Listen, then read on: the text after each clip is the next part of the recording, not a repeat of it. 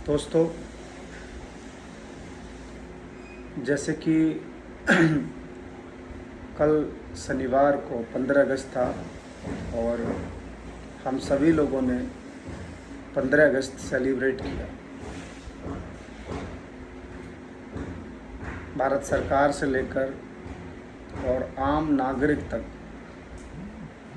एक बहुत ही उत्साह था। कल रोडों पर लोग लगातार झंडे को लहराते हुए बड़ी बड़ी रैलियां आयोजित कर रहे थे। दोस्तों, मैंने थोड़ा सा इस पर विचार को थोड़ा और गहरा करके इस बात को जानने में थोड़ी सी एक प्रयास किया कि चलो ठीक है, आज़ादी का जश्न होना चाहिए और अच्छी चीज़ है, जश्न होना चाहिए। जश्न कोई अपने आप में कोई बुरी चीज़ नहीं हो सकती है। मगर एक बात उठी कि हम लोग गुलाम क्यों हुए। और ऐसा नहीं है कि हम सिर्फ ब्रिटिश सरकार के ही गुलाम हुए थे। उससे पूर्व हम बहुत सारी ताकतों के गुलाम रहे। जबकि हम देखते हैं समाज में और देश में, और बड़े बड़े महान लोग ये बात अपने शब्दों में कहते हैं कि हमारा देश सोने की चिड़िया रहा है, ज्ञान का विस्तार रहा है और सारे देवी देवताओं का जन्म की जो उपाधि दी जाती है वो भी हिंदुस्तान में ही दी जाती है। यहाँ महान से महान लोगों का जन्म हुआ। फिर ऐसा दोस्तों क्या हो गया, इतनी सारी ताकतें होने के बावजूद भी, कि हम लगातार इतने समय तक गुलाम रहे। फिर ये सवाल उठा कि उस समय जब मैंने इसको थोड़ा जाना तो मुझे बात समझ में आई कि गुलामी का जो कारण था वो मेरे को जो अनुभव हुआ वो था विकृत धर्म का प्रचलन हो जाना, विकृत धर्म का फैल जाना। धर्म तो सिर्फ एक बात का इशारा करता है, सत्य का। बाकी सत्य के साथ चलकर अगर कोई चीज सेलिब्रेशन बन जाए, आनंद बन जाए या कुछ और बन जाए तो कोई फर्क नहीं पड़ता। मगर प्रमुख और केंद्रीय और प्रथम बात जो है वो सत्य की है। तो मैंने जैसे समझा कि सत्य से हम भटक गए, सत्य से हम भ्रम में आ गए, हम एक झूठ, एक मान्यता में फंस गए। उस कारण हम सत्य को पहचानने में विफल रहे। हमने जो मान्यताएं बना दी गई, कुछ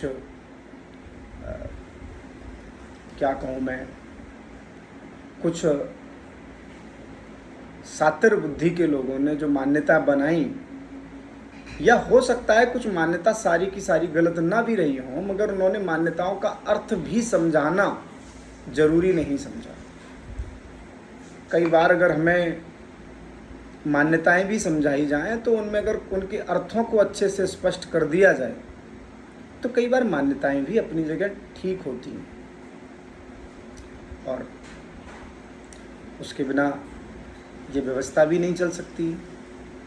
मगर हमारा अहंकार जब इतना, अहंकार माने झूठ, इतना प्रबल हो जाता है कि हम अन्य जीवों को इस भाव से देखते हैं कि ये जाति में छोटा है या दिखने में अभद्र है, तब हमारा अहंकार उन मान्यताओं को स्पष्ट बताने से भी इनकार कर देता है। तो मेरे को जो अनुभव समझ में आता है कि वो ये जाता है कि हमने धर्म का बिल्कुल गलत मतलब निकाल लिया। उस कारण हमारी सारी शक्तियाँ और जो हम चिड़िया कहते हैं या जो धर्म के सर्वोपरि अपने आप को साबित करते हैं, वो सब बेकार हो गए। चलो ठीक है, ये बात उस समय रही होगी, तो उसका असर ये देखने को मिला कि अन्य शासन आकर हम पर राज्य करने लगे। मगर कहीं ना कहीं अगर हम देखें कि जैसे हम धर्म में बेभूल पहले थे, आज भी हम धर्म में बेभूल ही हैं। तो अब एक खतरा और इशारा कर रहा है कि चलो ठीक है, आज तो हम आज़ादी का पर्व सेलिब्रेट भी कर रहे हैं, और अगर हम सत्य से ही दूर हैं, आज भी भ्रम है, धर्म हमें स्पष्ट रूप से आज भी नहीं पता है, तो फिर खतरा तो आगे भी दिखाई दे रहा है ना कि कोई आएगा फिर से हम पर राज्य कर सकता है। तो साथियों, इस खतरे से अगर हम बचना चाहते हैं और आने वाले समय में जो पीढ़ी आने वाली है उसको बचाना चाहते हैं, तो प्रयास हमें आज से ही करना चाहिए कि धर्म को किस तरीके से विकृत किया गया शातिर बुद्धियों के द्वारा, और सही धर्म हमें क्या सिखाता है, सही धर्म का अर्थ क्या है। अगर हम इन सब चीज़ों पर विशेष रूप से ध्यान न दें, तो दोस्तों हम फिर से बड़ी गलती दोहराएंगे, और गलती जब दोहराई ही जाती है, उसके जो परिणाम आते हैं वो कई बार हम इतिहास में पढ़कर समझ सकते हैं कि जब अलग अलग शासन हमारे भारत पर हुए तो कितनी पीड़ा, कितनी दुख, कितनी समस्याएं आप लोगों ने झेली हैं।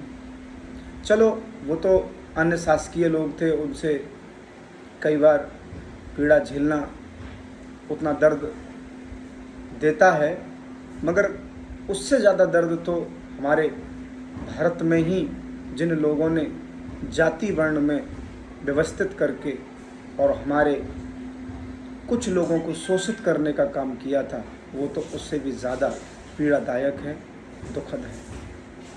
तो जो हमारे भारत में भी हुआ, उन्हें भी सत्य की और धर्म की सही परिभाषा का विवेक नहीं था या विवेक नहीं है। खोजिए दोस्तों ऐसी चीज़ों को जहां आपको धर्म के सही अर्थ समझ में आ सके।